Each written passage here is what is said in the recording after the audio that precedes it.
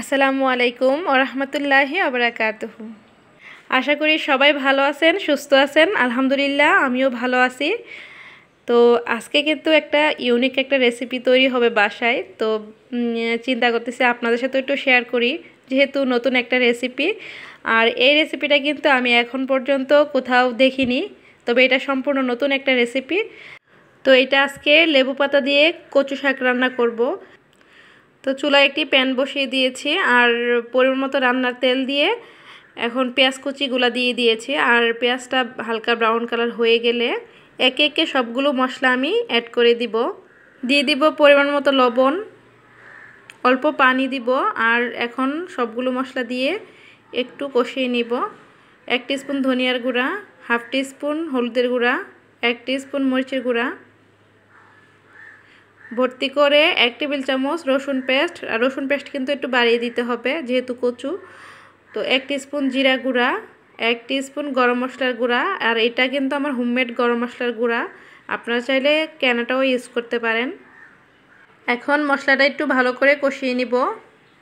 মশলাটা ভালোভাবে কষানো হয়ে গেলে অল্প পরিমাণ পানি দিয়ে দিব কচুগুলা সিদ্ধ হওয়ার জন্য। আর এখন দিয়ে দিব আমি মাছ। আর আপনারা চাইলে যে কোনো মাছ দিতে পারেন। এটা হলো সুরমা মাছ, খেতে অনেকটা ইলিশ মাছের মতো। চাইলে ইলিশ মাছ দিয়েও রান্না করতে পারেন, তবে ওই ইলিশ মাছ দিয়ে রান্না করলে বেশি মজা হয়। তো আমার বাসায় এই মাছটা ছিল, আমি এটা দিয়ে দিয়েছি। তো মশলার সাথে মাছটা কষিয়ে নিয়েছি। এখন কচুগুলো দিয়ে দিব। আর এই মুহূর্তে আপনাদের কাছে ছোট্ট একটা রিকোয়েস্ট থাকবে, যারা আমার ভিডিওটি উপভোগ করতেছেন একটা লাইক দিতে ভুলবেন না। আপনাদের একটি লাইক কিন্তু আমার জন্য খুবই গুরুত্বপূর্ণ। তো অল্প কাঁচামরিচ ফালি দিয়ে এখন ঢাকনা দিয়ে ঢেকে দিব কিছুক্ষণের জন্য। ঢাকনা উঠিয়ে একটু নেড়েচেড়ে দিব।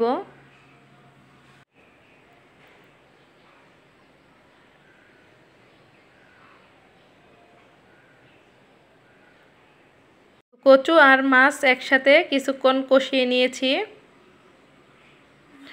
এখন কিন্তু মাছটা প্রায় নরম হয়ে গেছে। তো উঠিয়ে এক সাইডে রেখে দিব আর কাটাগুলো বেছে পরিষ্কার করে তারপরে আবার দিব।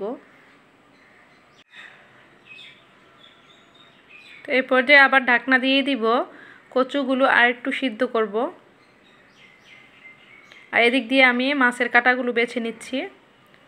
তো এই বড় যে কাটাগুলো থাকে সেগুলো ফেলে দিব। আর এই মাছে বেশি একটা কাটা থাকে না, তো যাই থাকে আমি ফেলে দিচ্ছি, না হলে দাঁতের নিচে পড়লে খেতে ভালো লাগবে না। সবগুলো কাটা আমি বেছে পরিষ্কার করে নিয়েছি।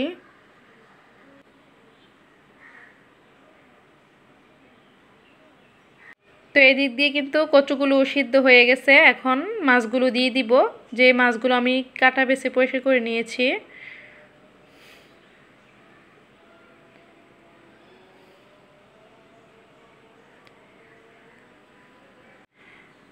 তো এই তো এখন একটা ডাল ঘুটনি নিব আর এটার সাহায্যে আমি কচুগুলো একটু ভেঙে দিব, আর যেন ভালোভাবে মিশে যায় মাছের সাথে।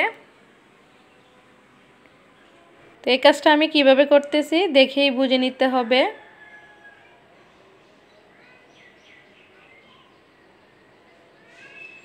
এখন কিন্তু মাছগুলোর সাথে কচুগুলো একদম মিলেমিশে গেছে।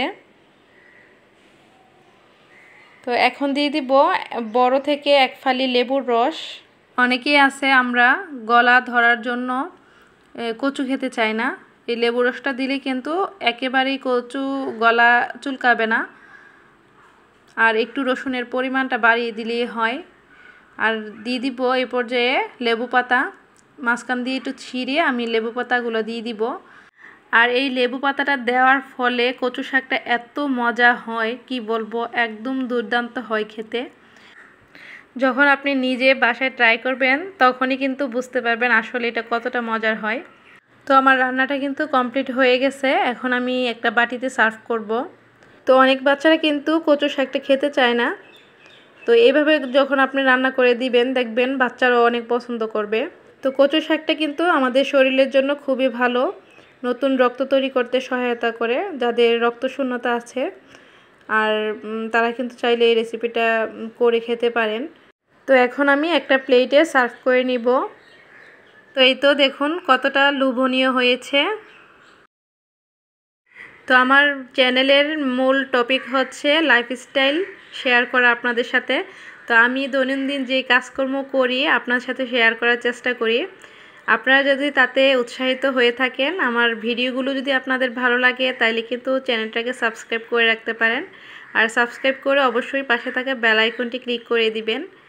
এতে করে আমি যখনই নতুন ভিডিও আপলোড করব নোটিফিকেশন চলে যাবে আপনার কাছে, আর আপনার ইচ্ছে হলেই কিন্তু আপনার প্রিয় চ্যানেলের ভিডিও দেখে নিতে পারবেন।